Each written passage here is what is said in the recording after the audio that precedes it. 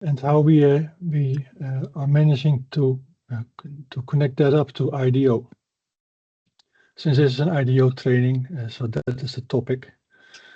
CFIHOS Semantics is not live yet.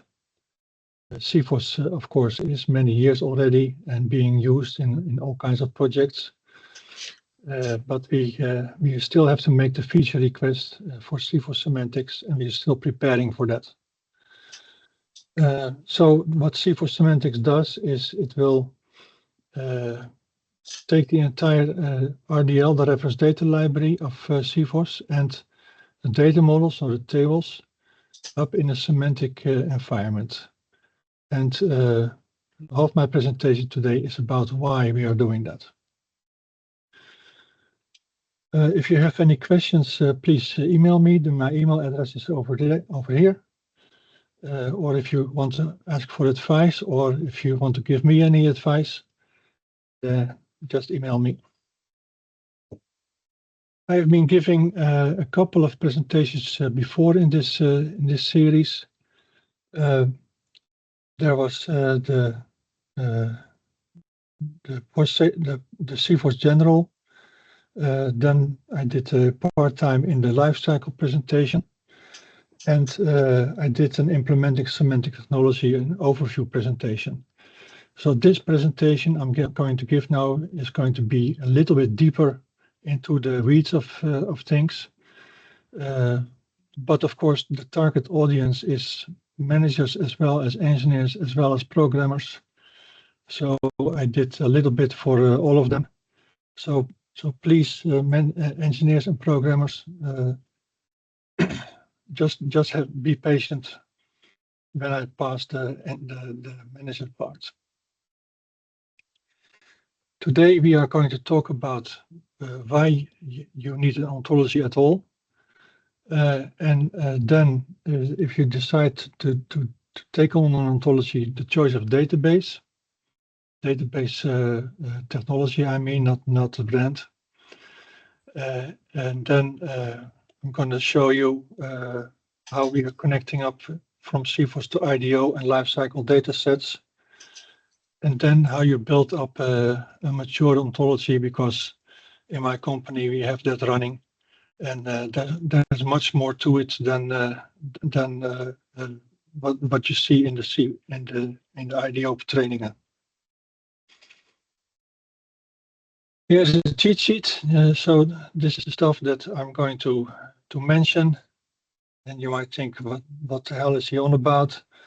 RDF, Resource Description Framework, that is a graph data model, and it uses triples, so subject, predicate, object, triples.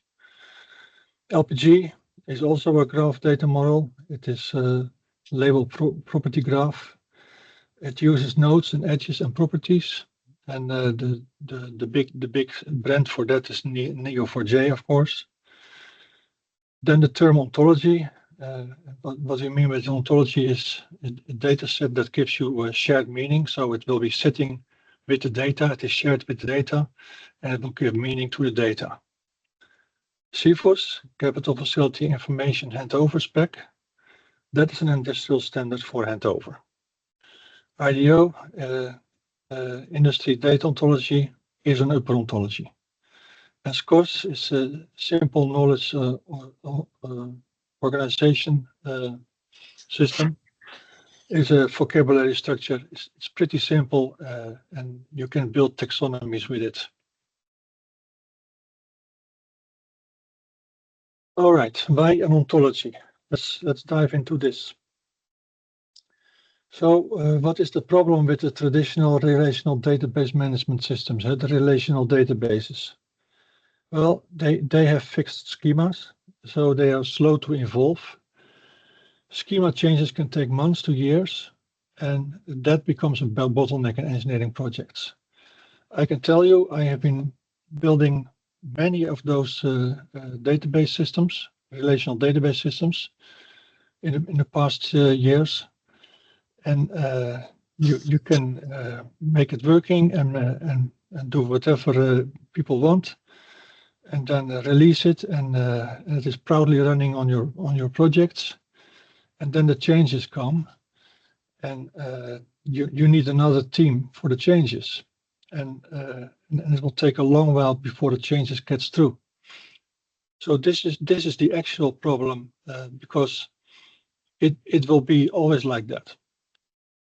So the semantic approach, resource description framework and ontology, that will give you a flexible schema-light model. The structure can evolve rapidly, just like a spreadsheet, like the engineers are used to. And the ontology embeds meaning and relationships. So the key advantage, that this data is no longer just stored, it becomes self-subscribing and adaptable. So I will explain to you what I mean by that. But why does this matter? It comes from fragmented engineering data, which we have a lot of, to a usable digital twin. That is what we are after. So what we want is a central database.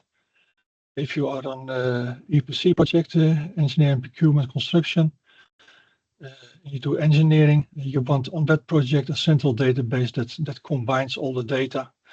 So central version of the truth. And if you are an operator, you want to have a central database that has all the data, where you can reach everything pretty quickly, and you have guaranteed all the data in one place. So the benefits for an EPC contractor during the project phase. So the next slide is for the owner operators. For EPC contractor, it can handle project changes. So the semantic technology separates meaning from schema. It enables flexible adaptation to evolve project requirements without the database redesign. And reduced IT dependence. Engineers can directly map new data attributes using ontologies, minimizing delays and reliance on IT teams during integration. So what do I mean by that? Engineers, because the programmers do that, right? Well, you can now get pretty decent ontology software, ontology editors. We did not stop at Protégé, we went on and went to commercial ontology editors, and we taught the engineers how to operate those. So in the ontology, there is classes and properties and all kinds of other meaning, restrictions and sets. So the engineers, they can manipulate that. They can add a class, they can add a property, they can add a mapping from a data source. If they come up with their own spreadsheet, or they get a line list from an owner operator for a project, they can map that to the ontology themselves. And that is what they want. They want to be able to do that. Business requires that they are able to do that right away, and that you can only do with an ontology. So you get improved data consistency by that. Shared ontologies ensure a consistent concept across systems, improving data quality and tracking provenance during projects. So what do I mean by tracking provenance? So the relationships. So for example, you say, okay, I have a maximum operating pressure. It comes from the piping. It comes from the process department. The piping department and mechanical and control systems are using that data. They must see that data was typed in by whom and what version does it have. Is it from before or from after the HACCP study? So that they can use it. So what is the data status of that? And ontology knowledge graphs under an ontology will allow for that. It will allow you to give you that provenance data upon those data sets and upon those relationships. And in parallel engineering, that is a huge win. The owner operators, So during the operations phase, the challenges of traditional data is that it is fragmented. It makes it hard to trust because it is fragmented, hard to connect and to use efficiently during operations. So a semantic digital twin solution will give you diverse data sources into a unified queryable knowledge graph for complete asset insight. You have everything together. Of course, you need to get all that data into a central place.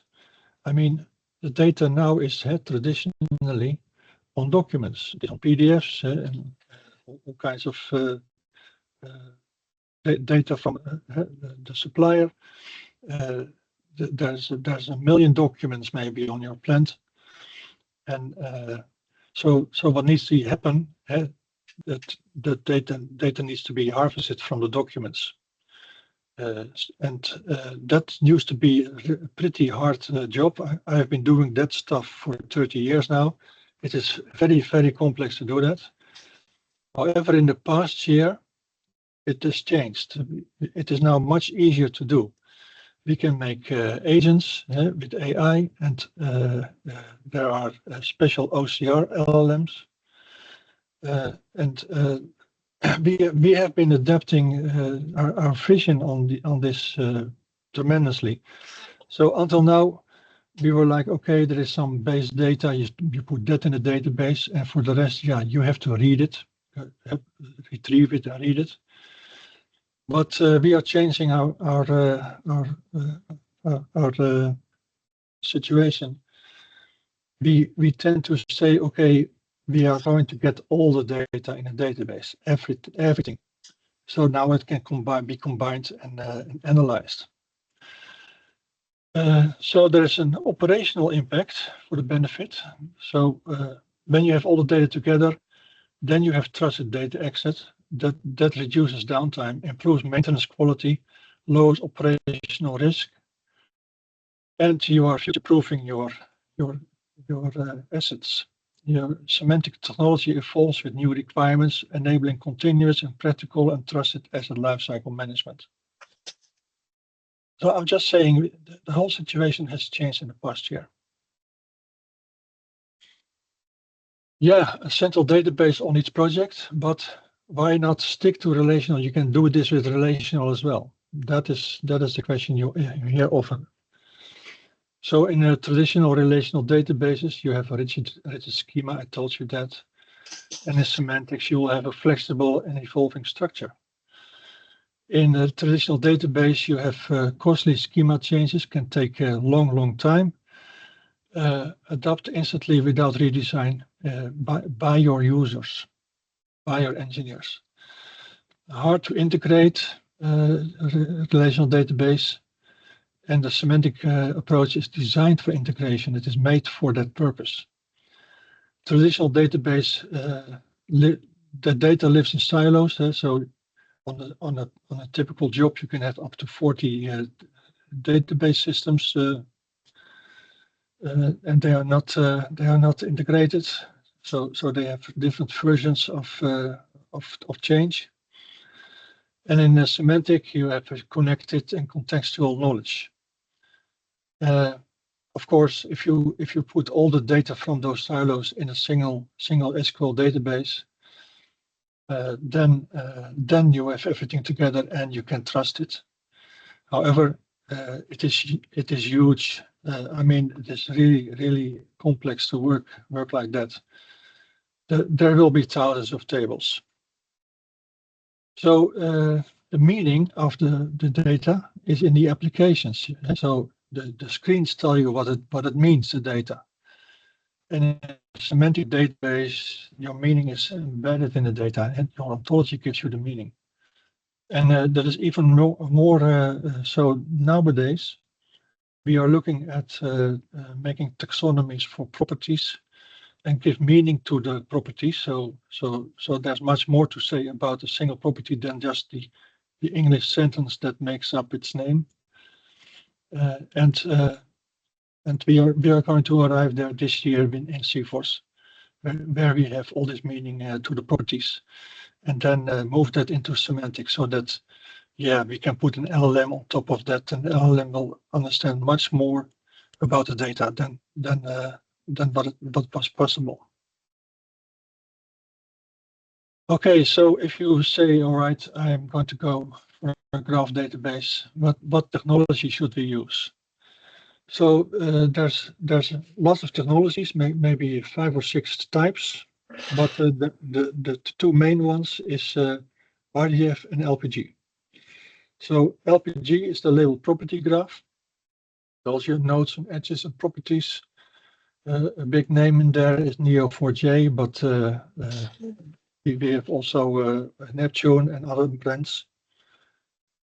It is optimized for graph traversal and performance. It is made for speed. The meaning is implicit in structure and code. So what I said, the name of the class and the name of the property, that is where you have to get the meaning. Just like in your average spreadsheet, that is where you get the meaning. There's no more explanation than that. And you can possibly also put an ontology in an LPG, but it is usually not done. So why is it used so much? Well, for AI, you want to go to graphs because yeah, the text snippets is very difficult to add. You have to make chunks. You have to use a vector database. So let's go to LPG. It's that they take the data and put it into graphs, and that's it. There's no real meaning behind it. But that is the way for pathfinding, for recommendations, for network analytics, and for performance having graph queries. In RDF plus ontology, so the semantic web graph, then you use triples, the subject predicate object triples. But the ontology defines explicit meaning. So it tells you the definition of that class and the definition of that property and what the words inside that name mean. And it tells you about the relationships. So the schema evolves without redesign. I can give you an example. We had a data field called test pressure. Test medium. And when I ask a group of people, what do you think test medium means? There's usually one engineer that says, yeah, that's about hydrostatic testing. Okay, so for the hydrostatic testing, you have to test the pressure in your pipes. So you take blind flanges and you put water in there. So that's a test medium in this case. And then you pressurize it and see if it can hold a very high pressure.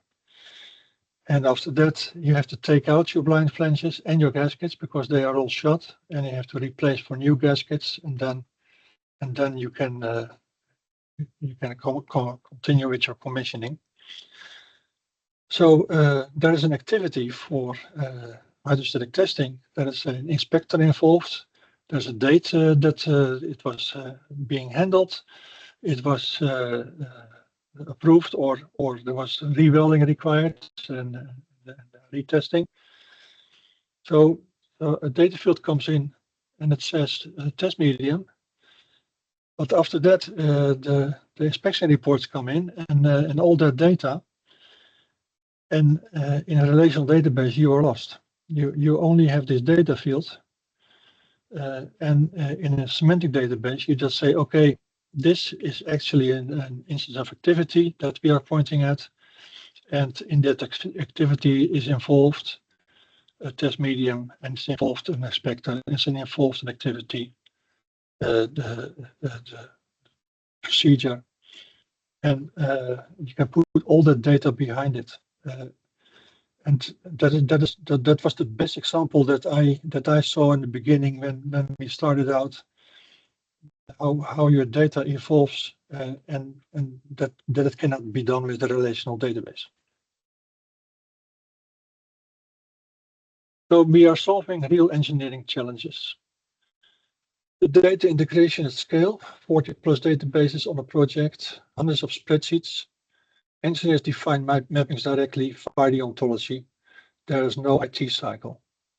Unlocking unstructured data, PDFs, drawing 3D models, traditionally hard to use. Now we are harvesting that data, and we're going to put all that data in CFIHOS, in knowledge graphs, etc. Future proofing. So there's digital product passport coming up. There's as an administration shell that we can use for that. We are looking at maybe more than 100,000 distinct property names. LLMs, an ontology. The LLM can extract meaningful structured knowledge. Relational schemas don't scale to this complexity. RDF handles massive evolving relationships naturally. So for data integration, semantic technology is the better fit.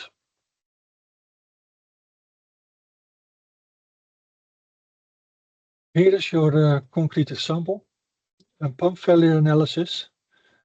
So if you look at it, okay, my pump failed, what happened? So today the engineer has to check multiple systems. The maintenance database, the documents, the vendor drawings, the engineering drawings, the equipment data sheets, etc. And then a whole lot of thinking, the manual linking of data, and it takes hours to days. And there's a risk of missing information. So did you cover everything? Was the real reason really uncovered? Now suppose you have all that data, all those properties in a semantic database. You can query one system for the pump and give the tech number P101. All data is automatically connected, all the data, full context, instant available, and it takes minutes. And you can automate that process actually, but of course you always need a human to automate it or to judge it or to approve it. But there's also more speed to be made like that. You can do more things because you have this speed. So it is from searching to guessing and guessing to instant insight. All right, so we are halfway. I have done the part where we say, okay, why would you do this? But I'm now going to a little bit in the weeds of how can you do it? Here on the left-hand side, you see IDO. So this is an IDO training. You should be familiar with this. So I opened Protégé and I opened the TTL, the turtle format. By the way, if you have problems with getting the turtle format, this is the curl statement to get it. They made a semantic endpoint for it. So you cannot just go ahead and download the turtle file. You have to go to the endpoint and say, okay, I want to download, and this must be the format. What did we do? So here is the CFIHOS RDL, all the tabs. I did not mention all the tables that we have in the data model, but of course all the tables are in here, the data dictionary. So all the tables and properties are also behind this tab. And I'm not going to bore you with going through all this list, but I'll give you some examples. So the data dictionary, the tag number, for example, and in CFIHOS that is called tag name. That's interesting because on the equipment data sheets it's all tag number, and in CFIHOS it is tag name. So that is one of the things that you need to translate when you do data mapping. So the tag name is in a table, and you cannot find the tag name anywhere on these spreadsheets. So if you say, okay, I'm going to look for tag name in property, you cannot find it because it is in the data model.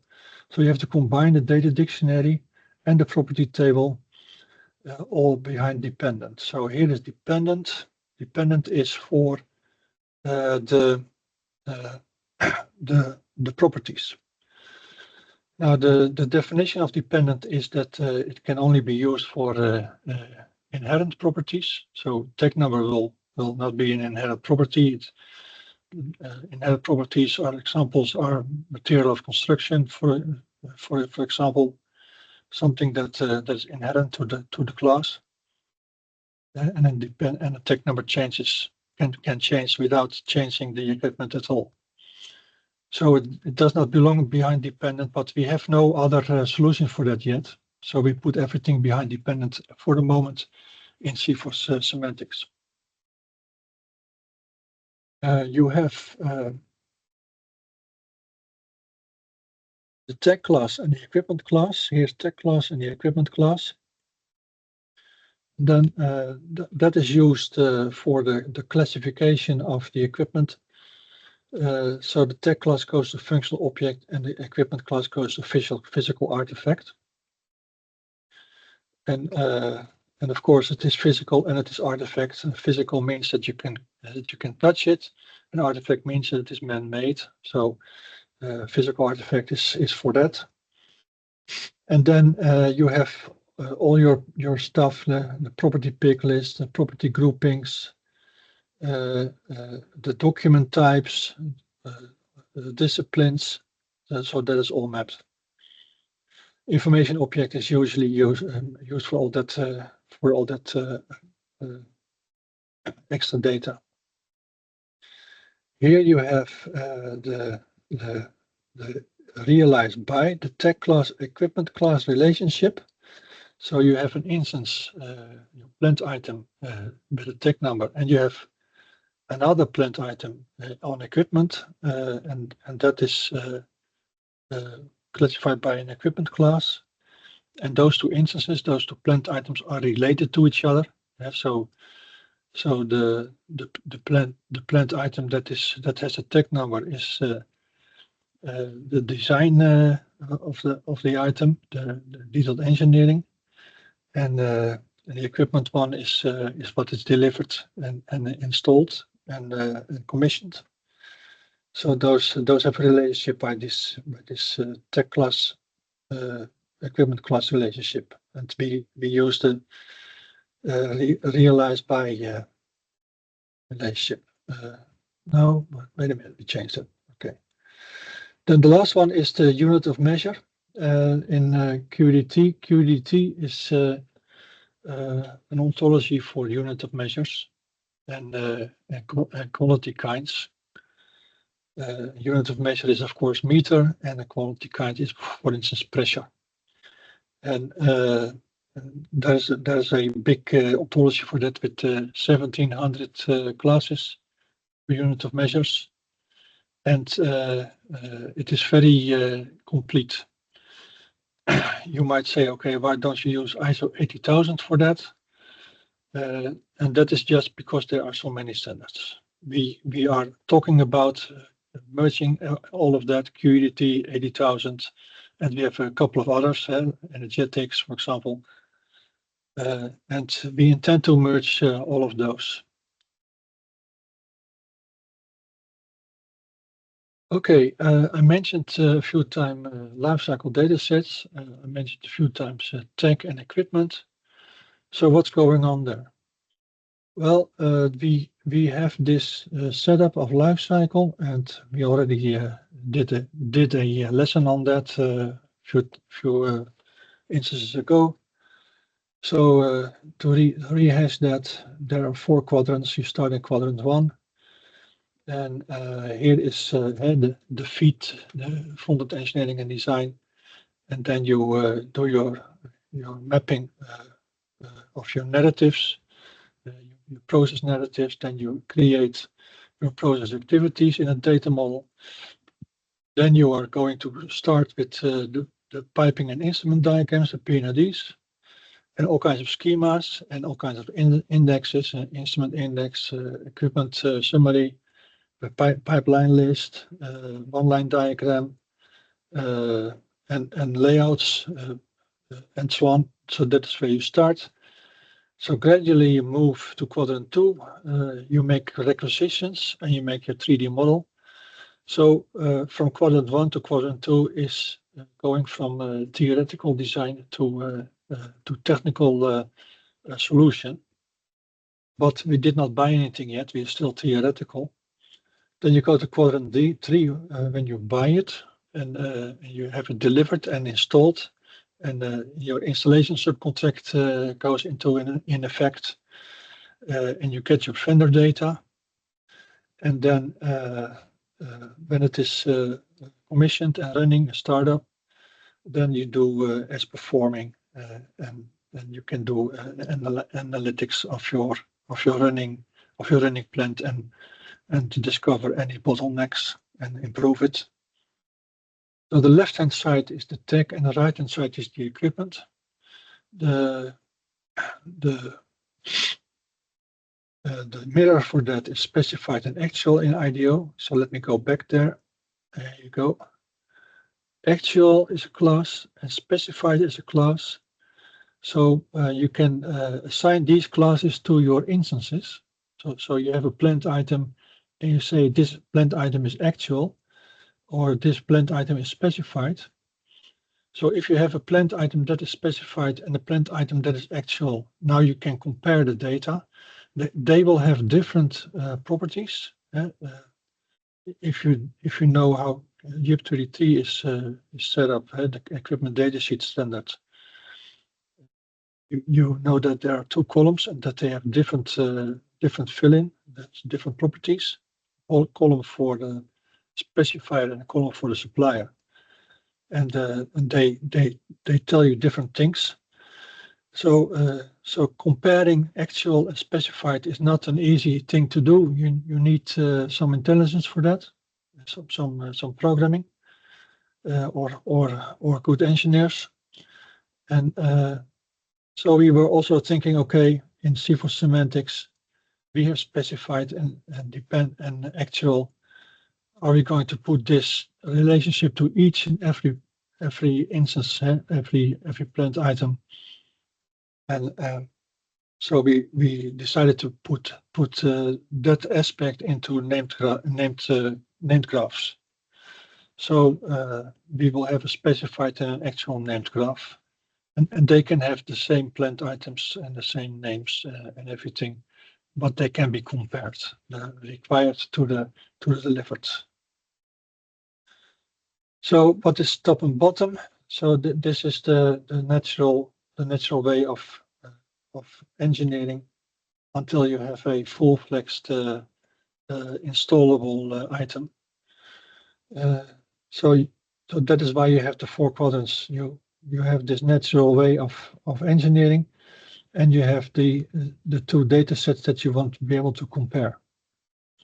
Also for owner-operators, if you have those 2 data sets, so if you want to replace a data set on the actual side, so you want to replace a pump, you have all the data on the specified side available to re-engineer for a new pump. And usually you just get the data from the vendor, and you only know about the pump that you're having, but not what the requirements for it was. But in this data set together, and the CFIHOS way, you still have it. Here I want to go really into the weeds. It's the highest depth that we are going to reach. So on the left-hand side, you see an instance model. And that is where you need to start. If you want to design an ontology, you should start with the bottom. What do you need the ontology for? And there's a way of designing semantic data.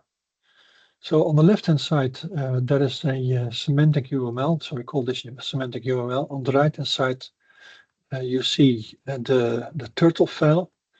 Turtle is a way of writing triples, and it is a very nice way to write triples because it is short. But if you look at triples, if you know how they look, they are very long HTTP addresses. So that is taken care of with these prefix statements. So the long HTTP address has a short name. So you see those short names here. So you don't have to see the long, programmer-like stuff. So you see here the triple subject, predicate, object. So this CFIHOS and this number is a class. And so this is an object and that is a class. And then there is a semicolon, and that means the semicolon means you don't have to repeat the subject anymore. For now, the subject still goes.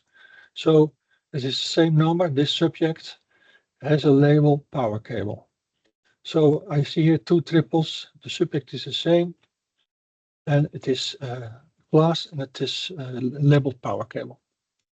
So that's of course over here. That is this block that you see here. That is this. So you see the same triples in this block in this semantic UML. So here is a subject, and it is a class, and it has a label power cable. So that is the same thing. It might interest you that I just copy pasted this diagram into Copilot, and it gave me this this turtle. So it really works. So what is the rest of these diagram symbols? Now the C means class, so here are three classes. The I means instance, so these are plant items, and these are instances, the things that you can touch. And the arrow is a relationship, and the name of the relationship is put inside the arrow. Just like this one has quality, and this is A, which stands for RDF type. And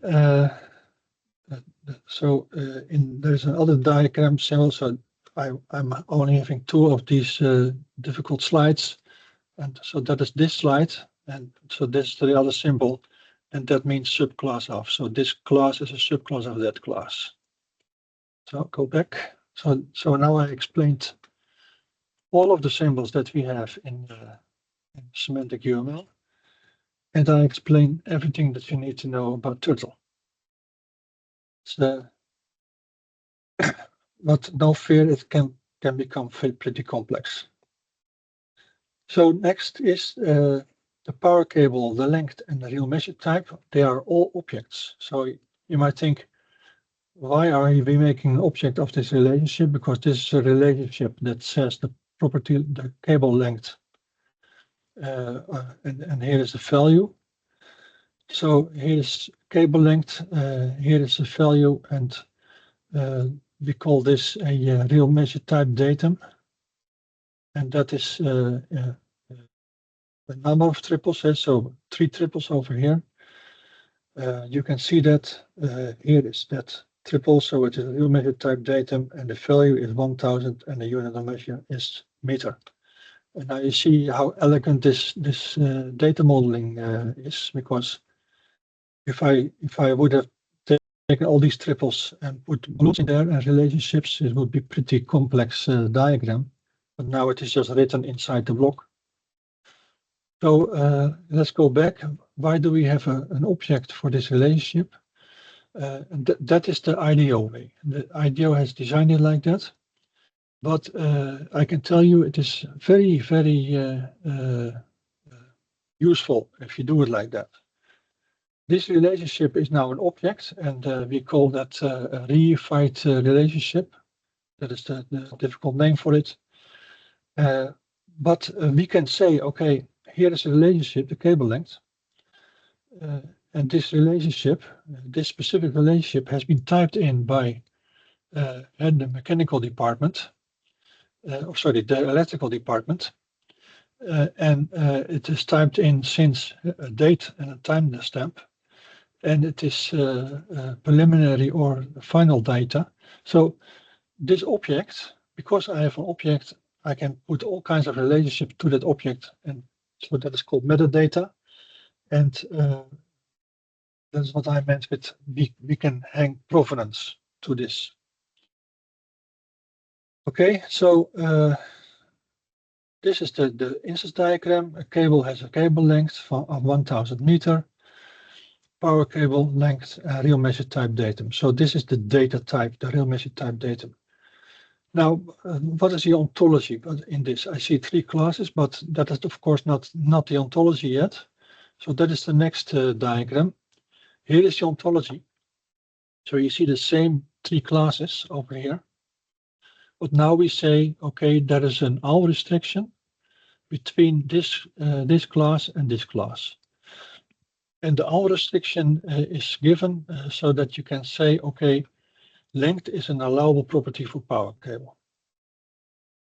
So we have the relationship from cable to length with this OWL restriction. So the OWL restriction says the restriction is a subclass of power cable, and we are talking about the property has quality. And if you have the property has quality, it is allowed to use length. So has quality, come back to this diagram again. Here is the has quality relationship. So this relationship is allowed for length. The power cable has length as allowed has quality. That is what it says. Now, so we make a relationship from the power cable to the length with this, and that is the same as what we have in CFIHOS, the tech property, the tech class property table. So we say, okay, tech classes have properties, and these are the allowable properties. And this is how we do it in CFIHOS semantics. If you are a semantic savvy person, you might say, okay, why don't we use SHACL for this? This is the way that we do it now. So we're going to solve it like this. And you can use a program. You can make a Python program and move it to SHACL, or from SHACL, if you have it in SHACL, back to this. And there's no data lost. It is the same thing. It's just 2 methods of using for properties. All right, what is this restriction for? This restriction tells you the data type for cable for length. So length is of course a property that you can use for anything. Anything has a length. So so not just power cable. So and if you use length for anything, then you have to use a real measure type datum. And I showed you a real measure type datum is something that has a value like 1000 and a unit of measure. So it says that length must be a quantifiable property because it has a value and a unit of measure. You can see the turtle over here. Okay, I'm nearly finished. This is a diagram, an architectural diagram of a possible application. This is an application that we have running in my company. So let me explain this to you. On the left-hand side, you see all these data sources, the SQL databases, the spreadsheets, and we use an ETL system for that to get the data. But we put the data into a triple store. But it is raw data. We don't change anything. We just put it the name and the value into triple store. Then here is a program that makes the triples out of it, just like I showed you with the turtle.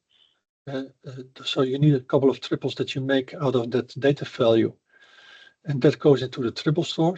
That is then the instance data. And here this yellow thing that gives meaning to it.